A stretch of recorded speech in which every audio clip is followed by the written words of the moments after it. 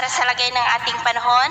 ngayong hapon po ng September 29, 2023 na kung saan sa ngayon po base dito sa weather model na ating ginagamit ay isa na pong ganap na tropical depression o mahinang bagyo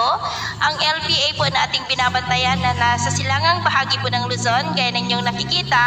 ay nasa boundary na rin po ito at mamayang gabi hanggang mamayang madaling araw ay posible po yan na makapasok na sa ating area of responsibility at tatawagin na po yan sa local name na Bagyong Jenny kung bagyo na po yan sa datos ng Pag-asa. At base po sa latest update ng ilang mga international models ay posible po nakikilos ito pa northeastward, pataas, palayo po sa ating kalupaan dahil po yan sa posibleng paglakas ng bugso ng amihan sa darating na linggo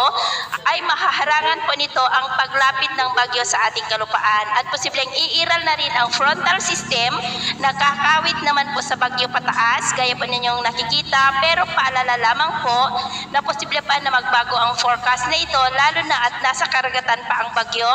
at mahina pa rin ang daloy ng amihan sa taas. Kaya patuloy po tayong mag-antabay sa mga susunod po na updates. At ito naman po pinapakita ng forecast model na ating ginagamit hanggang sa susunod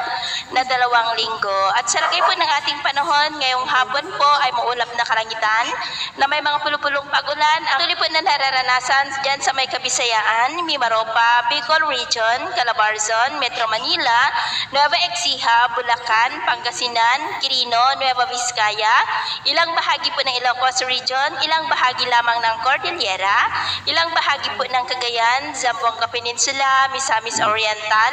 Agusan del Sur, Davao Region at ilang bahagi po ng Cotabato na posibleng magtuloy-tuloy ang mga isolated rains sa ilang mga lugar po hanggang mamayang gabi at posibleng may kalakasan na mapagulan dyan sa may Metro Manila and nearby areas. Kaya mag-ingat po tayo sa mga banta po ng mga pagbaha at pagguho ng lupa. Sa atin naman pong mga baybayin, wala naman po tayong nakataas na namang gale warning signals, pero yung pag-ingat lamang po kung papalaot tayo para mas makaiwas sa mga sakuna.